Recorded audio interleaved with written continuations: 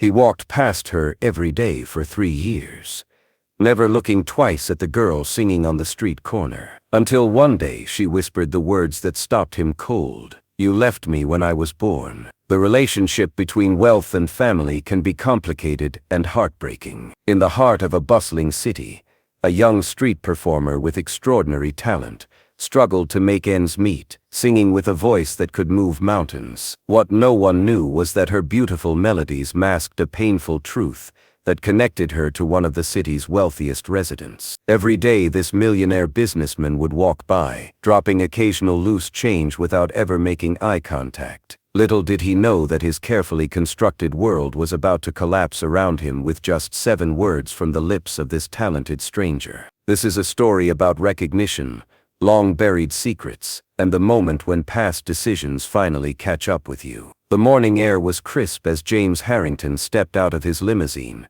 and straightened his custom Italian suit. At 52, he had everything money could buy: the penthouse apartment, the investment portfolio, the vacation homes in 3 countries. His morning ritual was precise: black coffee from the corner shop, a brisk walk past the central square, and then into his gleaming office building where he managed his empire. The routine had served him well for 15 years, allowing him to compartmentalize his life perfectly. Nothing ever disrupted his carefully ordered world, and that's exactly how he preferred it. But for the past 3 years, there had been one small irritation in his perfect routine: a young street performer who had claimed the corner near his office building. Her voice was admittedly exceptional, floating through the morning air with a clarity that even James, with his limited appreciation for the arts, could recognize as special. Still, he found her presence a nuisance, a reminder of disorder in his structured environment. Sometimes he would drop a few coins without looking at her,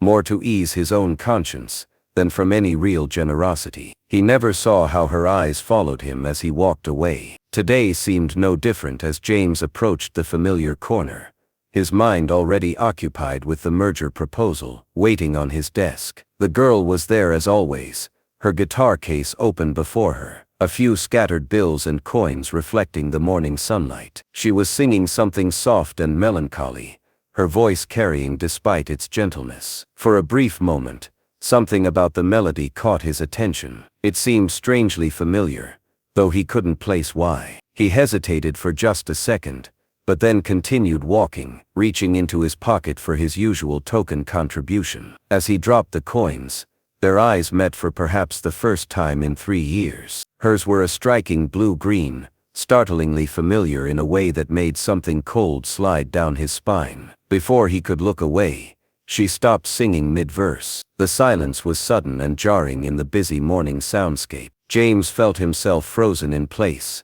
unable to continue his walk, as the girl set down her guitar with deliberate care. She rose to her feet, never breaking eye contact, and took a step toward him that seemed both hesitant and determined. Then, just loud enough for him to hear above the city noise, she spoke 7 words that shattered the careful walls of his existence. "You left me when I was born." The world seemed to stop around them as memories James had buried for 23 years suddenly rushed to the surface. His coffee slipped from his hand, spilling across the pavement as he stared at the young woman's face, truly seeing it for the first time. The familiar eyes, the curve of her jaw, the small birthmark near her right temple, all perfect echoes of a woman he had once loved and left behind decades ago. "What did you say?" James whispered, his voice uncharacteristically shaky. The confident businessman was gone, replaced by a man confronting a ghost from his past. The girl, no. The young woman stood her ground, chin raised slightly in defiance. Around them, the morning crowd flowed by, oblivious to the life-changing moment unfolding on the street corner. She didn't repeat herself. She didn't need to. They both knew he had heard her perfectly. Instead, she reached into the pocket of her worn jacket and pulled out a faded photograph. "My mother kept this," she said, holding it out with steady fingers. "She told me who you were when I was 16. It took me 3 years to find you, and another 3 watching you walk by before I found the courage to speak." The photograph showed a much younger James with his arm around a pretty woman with the same striking eyes as the street performer. They were laughing, looking at each other with unmistakable love. James remembered the day perfectly. It was taken at a beach picnic, 2 months before he received the job offer that would launch his career. 2 months before he made the choice that would define his life. James reached for the photograph with trembling fingers, memories flooding back of Catherine, his college sweetheart. They had been so young, so in love, with big dreams but little money. When the prestigious job offer came,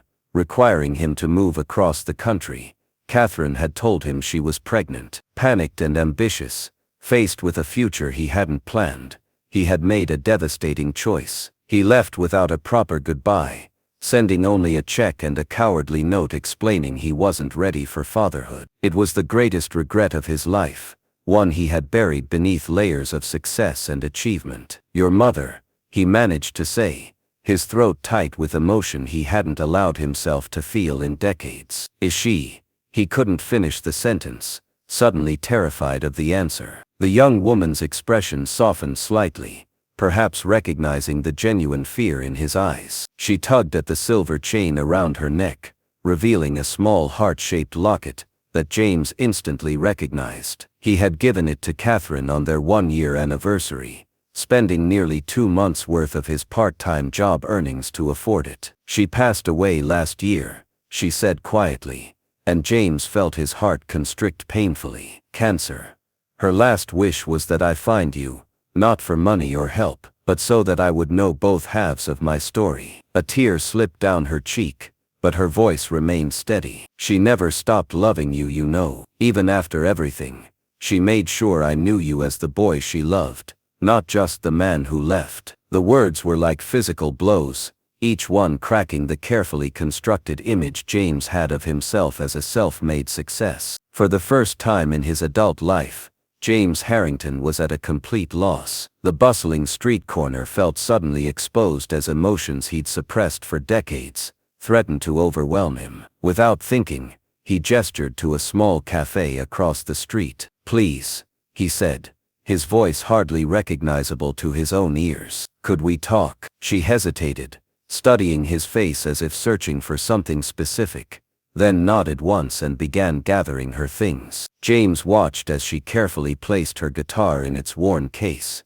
and collected the few bills from her morning performances. The cafe was quiet, a stark contrast to the emotional turbulence James felt as they settled at a corner table. He ordered coffee for himself and, after a moment's hesitation, the young woman requested hot chocolate. The silence between them stretched uncomfortably, until she finally spoke. "My name is Emma," she said, wrapping her hands around the warm mug. Emma Catherine Reynolds. The middle name hit James like a physical blow. Named after her mother, the woman he had once promised the world to before fear drove him away. "I've been singing on that corner for 3 years," Emma continued, her gaze direct and unflinching. "At first it was just to make enough money to stay in the city while I looked for you. Then when I found you, I realized I needed time to understand who you were before I approached you." Her words carried no accusation, just simple facts that somehow made James feel worse than any angry confrontation might have.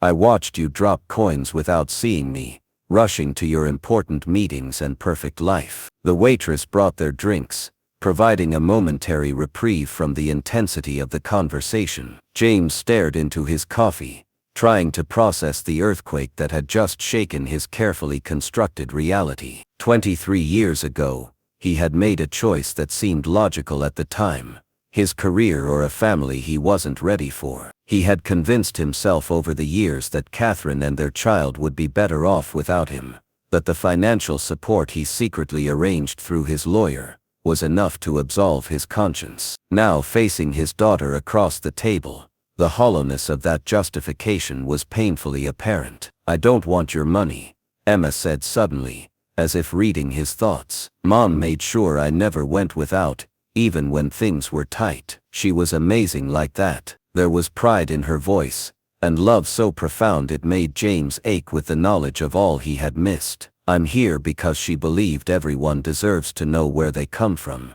and because..." She paused, vulnerability flashing across her face, Because I've spent my whole life wondering what was so wrong with me that you could walk away before even seeing my face." The word struck James with the force of physical pain. For the first time he truly understood the magnitude of what he had done, not just abandoning Catherine, but rejecting a child, his daughter, before she even drew her first breath. "There was nothing wrong with you," he said, his voice cracking. "The fault was entirely mine. I was young and terrified, and I made the most cowardly choice possible." He could see in Emma's eyes that she had waited a lifetime to hear these words, though whether they brought any comfort was impossible to tell. Emma took a sip of her hot chocolate, a small smudge of whipped cream catching on her upper lip. The gesture was so innocent, so youthful, that James was suddenly, painfully aware of all the moments he had missed. First steps, school plays, birthdays, graduations. An entire life had unfolded without him, a life he had helped create but chosen not to witness. "Your mother," he began hesitantly, "was the most remarkable woman I've ever known. We met in college. I was studying business, and she was in the music program." A ghost of a smile crossed his face at the memory. Her voice could silence an entire room. "I know," Emma replied softly. "I grew up surrounded by music. Mom taught piano and voice lessons from our home." She absently touched the locket around her neck. "She always said I got my voice from her, but my stubbornness from you." There was a hint of wry humor in her words that reminded James so much of Catherine, it made his chest tighten. Here was living proof of their love, sitting across from him with Catherine's eyes, and apparently, his stubborn determination. The realization was both beautiful and devastating. James found himself studying Emma's face, searching for reflections of himself and Catherine. Her eyes were undeniably her mother's, but the shape of her jaw, the slight furrow between her brows as she concentrated, those were unmistakably his own features. Looking back at him, he thought of the lavish office waiting for him, the meetings scheduled throughout his day, the empire he had built in place of a family. For the first time he questioned whether any of it had been worth the price he had paid. "I told myself I was doing the right thing," he admitted, shame coloring his words. "That I wasn't ready to be a father, that you both deserved better than a reluctant parent." Emma was quiet for a long moment, turning her mug slowly between her hands. "Mom never spoke badly of you," she finally said. "Even when I was angry as a teenager, demanding to know why my father didn't want me, she refused to paint you as a villain. She said people make mistakes when they're scared, and that fear makes it hard to see clearly." Her words held no absolution, but there was a maturity in them that humbled James. Catherine had raised their daughter to understand complexity and forgiveness, even when she had every right to nurture bitterness instead. "Did you ever think about us?" Emma asked, the question hanging between them like a fragile thing. James could have lied, could have claimed that not a day went by without thoughts of the family he had abandoned. But sitting across from his daughter's penetrating gaze, he found himself incapable of anything but the painful truth. "I tried not to," he admitted, watching her expression carefully for the hurt his words might cause. "In the beginning, I thought about you both constantly, but it was unbearable. So I buried those thoughts under work and ambition." Emma nodded slowly, as if his answer confirmed something she had long suspected. Outside the cafe window, the city continued its relentless pace, people rushing to meetings and appointments, lives intersecting briefly before continuing on separate paths. James wondered how many of them carried secrets like his, how many had made choices they couldn't unmake. "I have a successful music therapy practice now," Emma said, changing the subject. "I work with children with developmental challenges. The guitar and singing on the street corner, that's just something I do because it connects me to Mom. It's where I feel closest to her." Pride swelled unexpectedly in James's chest at this glimpse of the woman his daughter had become without him. "That's remarkable," he said sincerely. "You must help a lot of people." Emma shrugged, a small self-deprecating gesture that reminded him painfully of himself. "Music reaches places words can't," she replied simply. "Mom taught me that." Another memory hit James then, Catherine playing guitar in their tiny apartment, singing softly as rain pattered against the windows. How many such moments had he sacrificed for corner offices and investment portfolios? "I have questions," Emma said suddenly, straightening in her chair. So many questions that Mom couldn't answer. Medical history, family traits, whether your parents, my grandparents are still alive. There was a directness to her manner that both impressed and intimidated James. This was not a confrontation but a reckoning, a chance to provide at least some of what he had withheld for 23 years. "My father passed away 10 years ago," he told her, "but my mother is still alive, living in a retirement community about an hour from here. She doesn't know about you.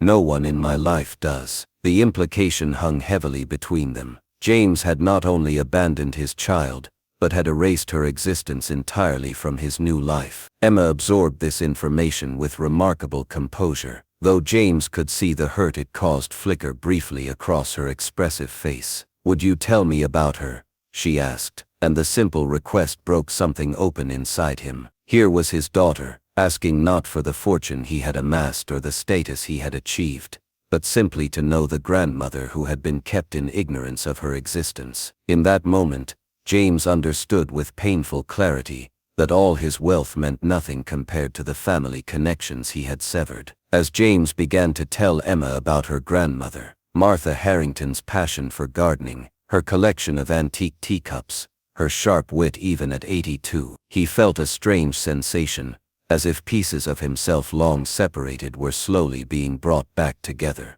Emma listened intently, occasionally asking questions that revealed her hunger for connection to this unknown branch of her family tree. She took out a small notebook and jotted down details, explaining that she had been collecting every scrap of information about her paternal lineage since she was 16. The deliberate way she documented his words made James acutely aware of how precious this information was to her. "She would love you," James said with sudden certainty, imagining his mother's delight in discovering a granddaughter, especially one as accomplished and poised as Emma. "She always wanted me to have a family. She never understood why I remained single all these years." The admission revealed yet another ripple effect of his decision, the confusion and disappointment his choice had caused even to his own mother. Emma glanced up from her notebook, studying him with those perceptive eyes that seemed to see straight through his carefully maintained facade. "Why did you," she asked simply, "remain single, I mean?" The question caught James off guard. He had dated occasionally over the years, had even been engaged briefly in his 30s, but something always held him back from commitment. Looking at Emma now, he understood with sudden clarity what that something had been. "I think," he said slowly, working it out as he spoke, "that after I left your mother, I didn't feel I deserved another chance at family. Some part of me knew I'd failed at the most important thing in life." The admission cost him, stripping away layers of self-justification he had built over decades. Emma was silent for a long moment, her fingers tracing the worn edges of her notebook. "Mom remarried when I was 7, she finally said. "Tom, he's a good man, patient, kind. He adopted me legally, gave me his last name, Reynolds." She looked up, meeting James's gaze directly. "He was at every recital, every parent-teacher conference, every skinned knee and nightmare. He taught me to ride a bike and helped me move into my first apartment." Each simple statement landed like a quiet accusation, though James could tell that wasn't Emma's intent. She was simply sharing the reality of her life, the father who had chosen her when her biological father had not. "I'm glad," James said, and was surprised to discover he meant it. The knowledge that Catherine and Emma had found someone worthy of them eased a guilt he hadn't fully acknowledged until now. "You deserved that mission, both of you did." Emma nodded, a small smile touching her lips as she thought of her stepfather. He was with Mom through her illness, right to the end, never left her side. James felt the contrast keenly. This man who had stood firm through the hardest times while he himself had fled at the first sign of difficulty. The comparison wasn't flattering,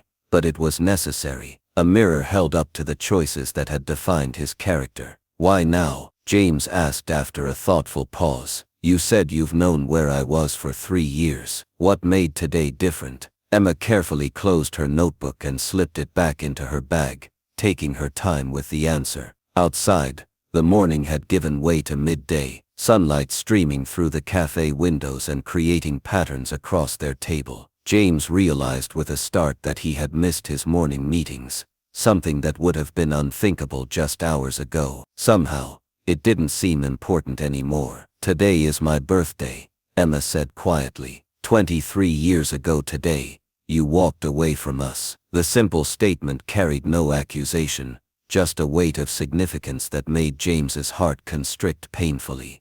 I thought it was fitting."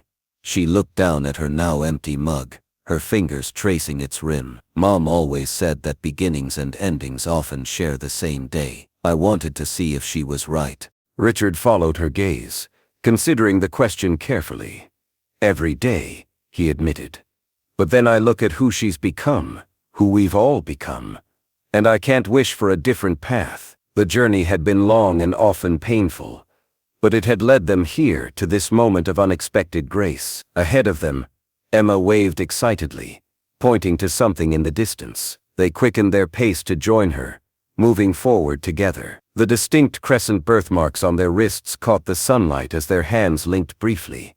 A family constellation finally aligned after years of separate orbits. Inside was a collection of photographs from his college years, most featuring Catherine laughing by a fountain, Catherine serious over textbooks in the library, Catherine asleep on their threadbare couch in the tiny apartment they had shared for 2 blissful years. He had kept these mementos even as he tried to erase the memories, unable to completely sever the connection to the happiest time of his life. Among the photos was one he had forgotten, tamed, an ultrasound image, grainy and indistinct to untrained eyes, but unmistakably a baby. Catherine had mailed it to him after he left, along with a letter he had been too cowardly to read at the time, though he had kept it sealed in the same box. With trembling fingers, James now broke the envelope's seal, unfolding yellowed pages covered in Catherine's flowing handwriting. "Dear James," it began, "this is your daughter at 20 weeks. The doctor says she's perfect." Tears blurred his vision as he read Catherine's words from across the decades, not angry or bitter as he might have expected, but sad and loving, telling him about the child they had created together, a child she had already decided to name Emma. The letter ended with words that pierced him to his core. "Whatever you decide, know that I will tell our daughter that her father was a good man who wasn't ready to be a parent. I won't let her carry the burden of feeling unwanted. That's my promise to you, and to her." James set the letter down, overcome by the generosity of spirit Catherine had shown even in her abandonment. She had protected Emma from the full truth of his cowardice, had given their daughter the gift of thinking better of him than he deserved. The realization was both a balm and a knife. He had been granted a mercy he hadn't earned, while Catherine had shouldered the harder burden alone. Saturday morning dawned clear and bright,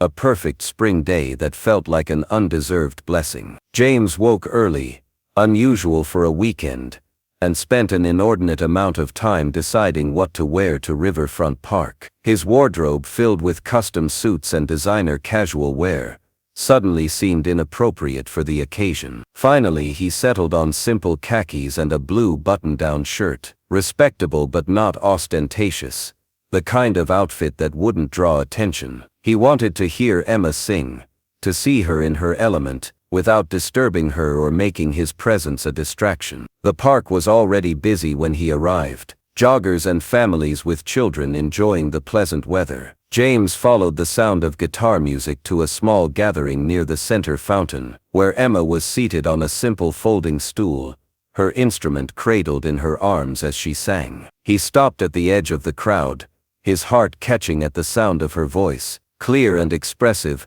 with a depth of emotion that transcended the simple folk song she was performing. Now he understood what the cafe barista had meant when he commented that the corner singer was something special. Emma didn't just sing, she communicated, reaching into the souls of her listeners with each carefully shaped phrase. James stood motionless, transfixed by the performance and the sudden, overwhelming realization that this extraordinary talent had blossomed without his knowledge or support. Emma moved from one song to the next, sometimes taking requests from the appreciative audience that had gathered around her. Children danced to the more upbeat numbers, while couples drew closer together during the ballads. It was clear that this was a regular event. People greeted Emma by name, dropped bills into her open guitar case with words of thanks, asked about songs she had performed in previous weeks. She had created a community here, a circle of connection that James observed from its edges. When Emma took a short break,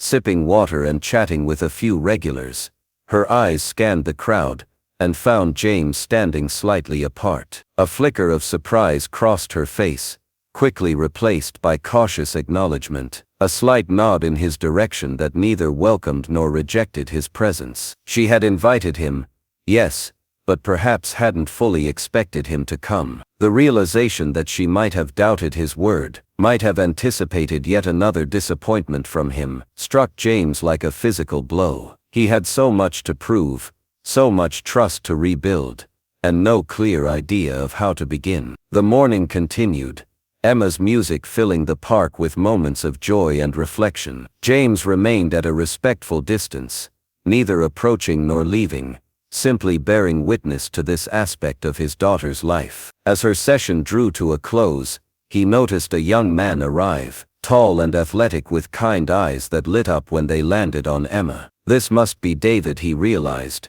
watching as the man helped Emma pack up her equipment, his hand occasionally, protectively, brushing against her still flat stomach in a gesture of intimate connection. James felt a complex surge of emotions, gratitude that Emma had found someone who clearly adored her, and a profound sadness for all he had willingly missed. As the crowd dispersed and Emma finished packing her guitar, James debated whether to approach or to leave quietly, not wanting to intrude on her time with David. The decision was made for him when Emma, after a brief conversation with her fiancé, made her way toward where James stood. "You came," she said simply, neither pleased nor displeased, merely stating a fact. Up close in the clear morning light, the resemblance to Catherine was even more striking. The same graceful movements, the same direct gaze that seemed to see through pretense. "I said I would," James replied, trying to keep his voice steady despite the emotion threatening to overwhelm him. David joined them, his arm slipping naturally around Emma's waist in a protective gesture that James couldn't help but respect. "David, this is James Harrington," Emma introduced them, her tone carefully neutral. "My biological father." The young man's expression revealed surprise. Clearly, he hadn't expected this meeting today, but he extended his hand without hesitation. "Nice to meet you, sir," he said, his grip firm and his gaze evaluating. James could read the questions in his eyes, the natural concern for Emma's well-being in this unexpected situation. It was exactly what a good partner should feel, and it reassured James even as it highlighted his own failings. "Emma's told me about you," David continued, his tone measured but not unkind. "About your history." The careful phrasing acknowledged the complicated reality without casting judgment, a diplomatic approach that spoke well of the man's character. James nodded, accepting the implied criticism without defense. "All of it deserved," he said simply. "Emma has every right to think the worst of me." The admission seemed to ease some of the tension in David's posture, perhaps appreciating James's willingness to acknowledge his past failures rather than excuse them. An awkward silence fell between the three of them, broken when Emma gestured to a nearby bench. "We have a few minutes before we need to leave for lunch with Tom and his new wife," she said, referring to her stepfather. The casual mention was another reminder of the family life that had continued without James, the relationships and routines he had no part in. The mention of lunch with Emma's stepfather created a moment of silent acknowledgement between them, a reminder of the family bonds that had formed in James's absence. "You were amazing," James said, changing the subject as they sat down. "Your voice, it's extraordinary." The compliment was genuine, free from the awkward fumbling that often characterized their conversation. Music seemed the safest territory, something they could discuss without immediately treading on painful ground. Emma accepted the praise with a slight nod, her fingers absently tracing the worn edge of her guitar case. "I've been singing since I could talk," she replied, a small smile touching her lips. "Mom used to say I was humming melodies before I could form words." The memory brought a softness to her expression that James hadn't seen before. David sat beside her, his hand resting lightly on her shoulder in quiet support, clearly attuned to the emotional undercurrents of the conversation. James found himself envying their easy connection, the kind of intimacy that only develops through time and trust, neither of which he had earned with the daughter sitting across from him. "I read Catherine's letter," James said suddenly, the words escaping before he could reconsider them. Emma's head came up sharply, her eyes widening in question. "She wrote to me after I left, sent an ultrasound picture. I kept it all these years but never had the courage to open it until yesterday." The admission hung in the air between them. James's cowardice laid bare once again. David tensed slightly beside Emma, protective instincts clearly engaged, but remained silent, allowing her to navigate this revelation on her own terms. "What did it say?" Emma asked, her voice carefully controlled, though James could detect the tremor beneath her composure. He hesitated, uncertain whether sharing Catherine's words would bring comfort or pain. "She said you were perfect," he finally answered, his voice rough with emotion, "and that she would make sure you never felt unwanted because of my choices." Emma closed her eyes briefly, her hand rising unconsciously to touch the locket at her throat. When she opened them again, they shimmered with unshed tears, but her expression remained composed. "That sounds like Mom," she said quietly, "always protecting everyone, even those who didn't deserve it." The gentle rebuke stung, but James accepted it without protest. David's arm slipped around Emma's shoulders, a silent reminder that she wasn't facing this moment alone. James watched them, this young couple preparing to start their own family, and saw with painful clarity what he had thrown away. The chance to build a life with someone who loved him unreservedly, to watch his child grow and flourish. The weight of those lost opportunities settled heavily on his shoulders. "I've been thinking about what happens next," James said carefully, aware that he was treading on fragile ground. "If anything happens at all, that's entirely up to you, Emma." He wanted to make it clear that he recognized her power in this situation, that any relationship moving forward would be on her terms, not his. "I'd like to tell my mother about you as we discussed, and if you're willing, perhaps we could meet occasionally, get to know each other." He paused, uncertain how to express what he truly wanted, without seeming presumptuous. "I don't expect to be your father. You already have one who's earned that title. But I'd like the chance to be something, whatever you're comfortable with." Emma exchanged a glance with David, a silent communication passing between them before she responded. I think slow steps might be possible," she said cautiously. "Maybe coffee once a month, to start." The tentative offer was more than James had dared hope for, a small opening in a door he had thought permanently closed. "I'd like that very much," he replied, careful not to show too much enthusiasm and overwhelm her. "And perhaps, if you're both willing, I could take you to dinner sometime, you and David, to get to know the man who's going to be my grandchild's father." The word grandchild caused a visible shift in the atmosphere, reminding all three of them of the new life that connected them beyond the complicated past. David straightened slightly, his expression softening as his hand moved instinctively toward Emma's stomach. "We've only told immediate family about the baby so far," he said, including James in that category, with surprising generosity. "Emma's just passed the first trimester." There was unmistakable pride in his voice, the protective joy of an expectant father, already deeply invested in his child's well-being. "Do you know if it's a boy or girl?" James asked, then immediately shook his head.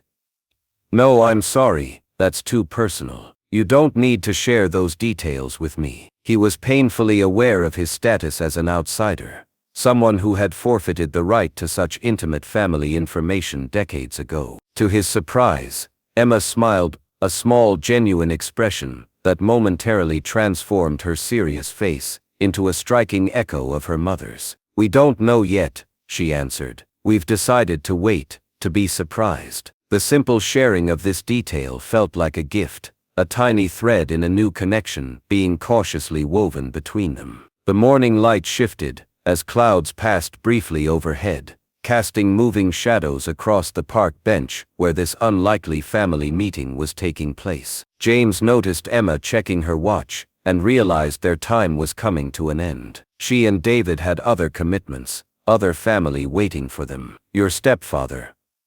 Tom, James began hesitantly. Does he know you've contacted me? The question was delicate, touching on the complicated reality of Emma's family structure. She nodded, tucking a strand of hair behind her ear in that gesture so reminiscent of Catherine.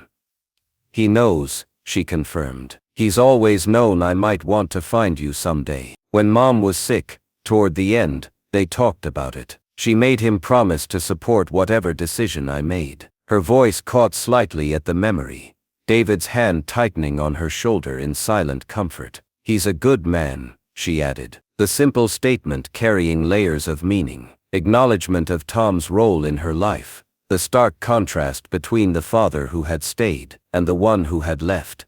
Perhaps even a subtle challenge for James to prove himself worthy of the second chance he was being offered. James nodded, accepting both the information and its implications. I'd like to thank him someday, he said quietly, for being what I wasn't, for taking care of you both. The words cost him, an admission of his own failure, and another man's success, but they needed to be said. Emma studied him for a long moment, perhaps searching for sincerity, or merely trying to reconcile this humble man with whatever image she had constructed of her biological father over the years. Maybe someday, she finally replied, neither promising nor refusing. Tom has a generous heart, but this situation is complicated for everyone. As they prepared to leave, James reached into his jacket pocket and withdrew a small, carefully wrapped package. I brought something for you, he said, suddenly uncertain whether the gesture was appropriate. You don't have to open it now, or ever if you prefer. He held out the package, wrapped in simple blue paper, no larger than his palm. Emma hesitated, looking to David, who gave a slight nod of encouragement before she accepted it, holding it gingerly, as if unsure what to do with this unexpected offering. Thank you, she said, automatically, the polite response of someone raised with good manners. She slipped the package into her bag without opening it, and James felt both disappointment and relief. Disappointment that he wouldn't see her reaction. Relief that she had accepted it at all. It's nothing grand, he assured her, not wanting her to feel any obligation. Just something I thought you might like to have. What he didn't say was that the small package contained Catherine's locket, the original one he had given her in college, not the replica Emma wore around her neck. He had found it in the same box as the letter, carefully preserved all these years, and knew it belonged with their daughter. They stood somewhat awkwardly, the conversation drawing to its natural conclusion, but none of them quite knowing how to end this significant encounter. I should give you my number, James said finally, pulling out his business card and offering it to Emma. All my contact information is there. Office, cell, home. You can reach me anytime. The card was elegant, embossed with the logo of his investment firm, his name and title prominently displayed. Emma took it, glancing briefly at the impressive credentials before tucking it away with his gift. We really should get going, David said gently, checking his watch. Tom and Lisa are expecting us at noon. He extended his hand to James once more, his grip firm and direct. It was interesting to meet you, Mr. Harrington. The formal address reminded James of the distance yet to be bridged, the trust yet to be earned. Please, call me James, he insisted, returning the handshake with equal firmness. And thank you, for taking care of Emma, for making her happy. The simple acknowledgement seemed to surprise David, his expression softening slightly, as he nodded in acceptance of both the gratitude and the implicit blessing. Emma stood for a moment, poised between her past and her future,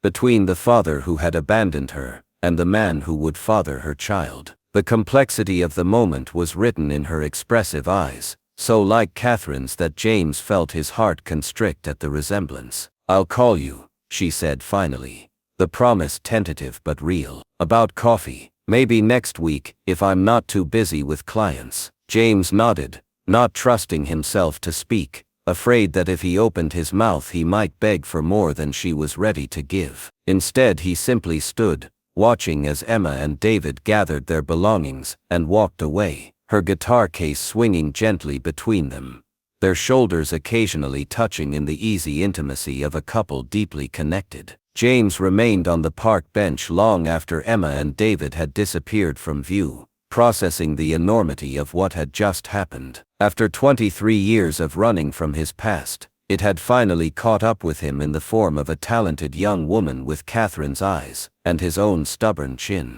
The park continued its weekend rhythms around him, children laughing, dogs barking, couples strolling hand in hand, but James barely noticed, lost in thoughts of second chances and paths not taken. Eventually he rose and began walking without any particular destination in mind, his feet carrying him automatically through the familiar city streets. He found himself approaching the corner where Emma had been singing for 3 years, the spot where he had walked past his own daughter countless times without recognition. The realization stung afresh, how blind he had been, how completely focused on his own carefully constructed world to the exclusion of everything and everyone else. A street performer occupied the corner now, an elderly man playing saxophone with impressive skill. James stopped and really listened, perhaps for the first time, dropping a $20 bill into the open case with a nod of appreciation before continuing on his way. His penthouse felt emptier than ever when he returned, the spacious rooms and expensive furnishings suddenly seeming hollow and meaningless. On impulse, James picked up his phone and dialed a number he knew by heart but rarely used. "Hello, Mother," he said, when Martha Harrington's voice answered, stronger than her 82 years might suggest. "Do you have time for a visitor today? There's something important I need to tell you." His mother's surprise was evident. Spontaneous visits were not James's style, but she readily agreed, her curiosity piqued by the unusual request. The drive to the retirement community gave James time to consider how to explain the situation to his mother. How did one confess to concealing a grandchild for 23 years? What words could possibly justify such a profound failure? By the time he arrived at Martha's comfortable apartment, he had decided that simple truth was the only option. No excuses, no attempts to minimize his culpability. His mother greeted him with characteristic warmth, her sharp eyes immediately noting his troubled expression as she ushered him into her small living room filled with familiar family photos and mementos. "What's happened, James?" Martha asked directly once they were seated with tea, never one to dance around difficult topics. "You look like you're carrying the weight of the world on your shoulders." James took a deep breath, meeting his mother's concerned gaze squarely. "I met my daughter yesterday," he said simply, watching confusion then shock register on Martha's face. "My daughter with Catherine, from college. Her name is Emma, she's 23 years old, and she's going to make you a great-grandmother in December." The words hung in the air between them, Martha's teacup frozen halfway to her lips as she struggled to process this bombshell revelation. "You have a child?" Martha finally managed, setting down her cup with hands that trembled slightly. All this time, there was no anger in her voice, only stunned disbelief and the beginning of what James recognized as profound hurt. He nodded, accepting her reaction as his due. "Catherine was pregnant when I left for that first job in New York," he explained, the story pouring out of him now that he had begun.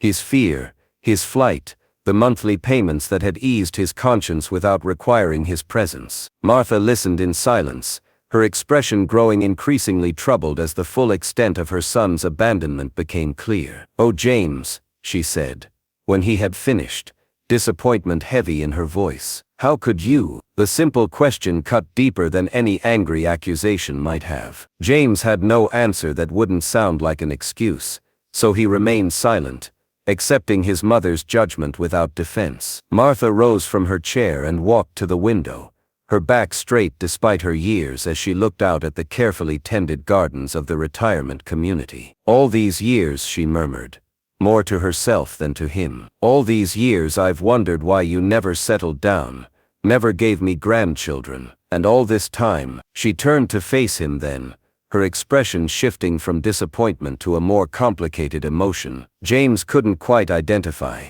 Tell me about her, Martha demanded, returning to her seat with renewed purpose. Tell me everything about my granddaughter. The possessive term sent a wave of relief through James' hiss. His mother was hurt and disappointed in him.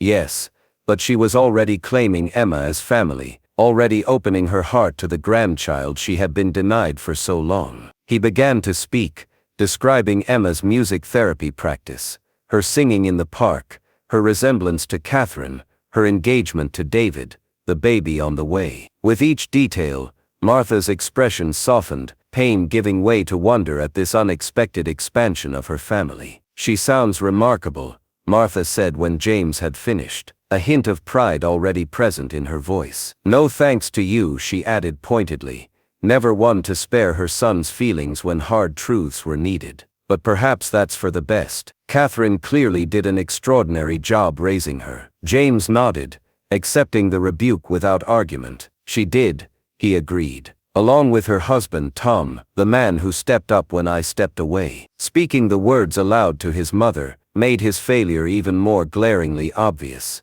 But there was something cleansing in the admission, in finally acknowledging the full measure of what his choices had cost. Martha was quiet for a long moment, processing everything she had learned. When she spoke again, her voice was firm with decision. I want to meet her, she said, the statement brooking no argument. If she's willing. I've lost 23 years with my only grandchild. I don't intend to waste whatever time I have left. The determination in her voice was familiar to James. It was where he had inherited his own stubbornness, though he had directed it toward far less worthy goals. I've mentioned you to her, he said, cautiously. She expressed interest in meeting you someday, but she's being understandably careful about letting us into her life. We need to respect her pace. Of course, Martha agreed, though the impatience in her expression suggested she would happily accelerate that pace given the opportunity. But you make it clear to her that her grandmother is eagerly waiting to welcome her with open arms whenever she's ready. She paused, fixing James with a penetrating look that made him feel like a child again despite his 52 years. And James, don't mess this up. You've been given a second chance that you don't deserve. Don't squander it. The admonition was unnecessary. James had no intention of repeating his past mistakes, but he nodded seriously nonetheless, acknowledging both the warning and the love behind it. The following Wednesday, James sat in a different cafe than their first meeting, nervously checking his watch every few minutes as he waited for Emma. She had called as promised, suggesting this quiet place near her office for their coffee. He had arrived 20 minutes early, unable to concentrate on work with the anticipation of seeing his daughter again. The cafe was small and unpretentious, the kind of neighborhood establishment James rarely frequented, with mismatched furniture and local artwork on the walls. He had deliberately chosen a table near the back, hoping to provide privacy for their conversation. When Emma finally walked in, precisely on time, James was struck again by how much she resembled Catherine, the same graceful movement, the same direct gaze as she scanned the room and found him waiting. She wore professional attire today, a simple dress and cardigan that suggested she had come directly from her practice. James stood as she approached, unsure of the proper greeting, but determined not to make her uncomfortable. Emma solved the dilemma by offering a small smile and a brief hello, as she took the seat across from him, setting her bag aside and smoothing her dress with a gesture that reminded him painfully of her mother. Thank you for coming, James said, the words inadequate but sincere. I wasn't sure if you would. Emma regarded him steadily, her expression giving little away as she considered her response. I said I would, she replied, finally, echoing his own words from the park, and I'm trying to give this situation a fair chance. The careful phrasing acknowledged that whatever relationship might develop between them was still undefined, still tentative. James nodded, accepting the boundaries implied in her words. A server approached, and Emma ordered herbal tea while James requested a refill of his coffee, the brief interruption giving them both a moment to gather their thoughts. I visited my mother, James said when they were alone again. I told her about you. Emma's eyes widened slightly, her composure slipping for just a moment before she regained control. How did she take it? She asked, genuine curiosity in her voice. James smiled ruefully, remembering his mother's mixture of shock, disappointment, and eager anticipation. She was upset with me, of course, disappointed in my choices, but very excited about you and the baby. She'd like to meet you whenever you're comfortable with that. He hastened to add, no pressure. She understands this is all very new and complicated. Emma nodded slowly, absorbing this information as she traced the rim of her teacup with one finger. I'd like that, I think,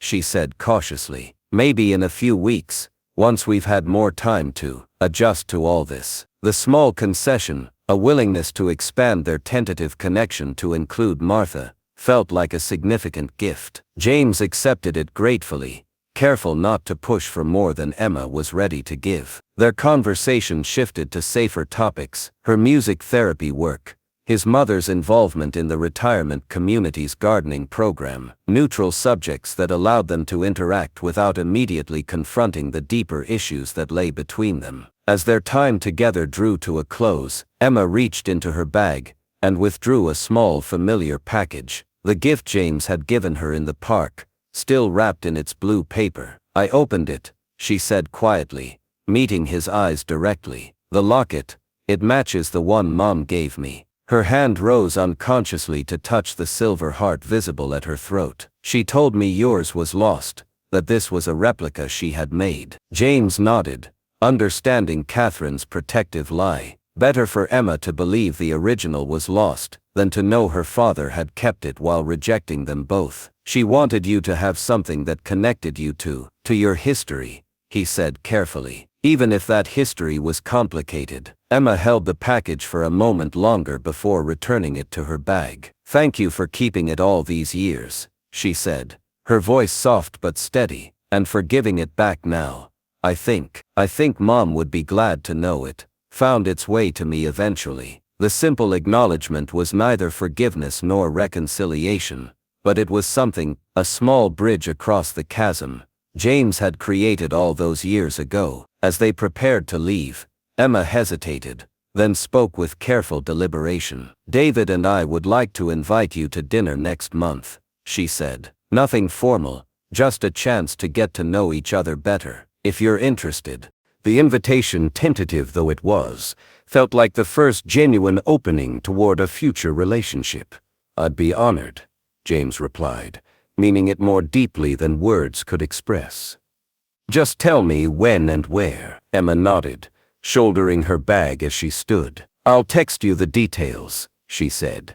The modern communication method a small reminder of the generational difference between them. And James, she paused, using his first name for perhaps the first time. Thank you for respecting my boundaries in all this, for not pushing or expecting too much too soon. The acknowledgement of his restraint was unexpected but deeply appreciated. James had been careful to follow Emma's lead, to accept whatever level of connection she was comfortable with, without demanding the fatherly recognition he hadn't earned. You're the one who found the courage to speak first, he reminded her gently. The one who opened this door after I kept it firmly closed for 23 years. I'm just grateful for whatever relationship you're willing to allow. Emma studied him for a long moment, as if assessing the sincerity of his words. Whatever she saw must have satisfied her, for she nodded once before offering a small genuine smile. We'll talk soon, she promised, and for the first time since their initial meeting, James truly believed that this fragile connection might grow into something meaningful, something that could begin to heal the wounds his absence had created. As he watched Emma walk away, her posture straight and confident, despite the emotional complexity of their situation, James felt a strange mixture of sorrow and hope. Sorrow for all the years lost, for the father he hadn't been, for the milestones he had missed. But hope too, hope that it wasn't too late to know his daughter, to be a grandfather to her child, to begin to make amends for his greatest failure. The path forward would not be easy or straightforward, but for the first time in decades, James Harrington felt he might be walking in the right direction, not toward greater wealth or achievement, but toward the family connections that truly mattered, toward the redemption he had never thought possible. Life sometimes offers us second chances when we least expect them, and perhaps when we least deserve them. The journey you've witnessed, from abandonment to recognition, from estrangement to tentative connection, reminds us that healing can begin even after decades of separation. But this story isn't just about James finding redemption, it's about Emma's courage in confronting her past, and choosing a path forward that honors both her pain and her possibility. What would you do if someone from your past suddenly reappeared? Would you have the strength to offer a second chance, or would you protect yourself by keeping that door firmly closed? There's no single right answer. Each situation is unique, each relationship complex in its own way. The courage lies in making the choice that brings healing rather than additional harm, in setting boundaries that protect while still allowing for growth. For those watching who might be struggling with family estrangement or difficult relationships, remember that reconciliation doesn't mean erasing the past or pretending hurt didn't happen. True healing acknowledges the pain while creating space for new possibilities. It requires honesty, boundaries, and time, sometimes lots of time. And it's always okay to prioritize your own emotional well-being in the process, just as Emma did by approaching her reconnection with James on her own terms. This story continues beyond what I've shared today. In the dinner yet to happen, in Martha meeting her granddaughter for the first time, in a baby's birth that will create new family connections. Life keeps unfolding, offering opportunities for healing if we're brave enough to recognize and accept them. What second chances might be waiting in your life? What relationships could benefit from a careful, boundaries-respecting reconnection? If this story touched something in you, please take a moment to like this video and subscribe to our channel. Your comments mean everything. I'd love to hear your thoughts on family reconciliation, second chances, or similar experiences in your own life. And don't forget to hit that notification bell so you never miss another story that might just change how you see the world around you. Until next time, remember that it's never too late to begin healing what once was broken.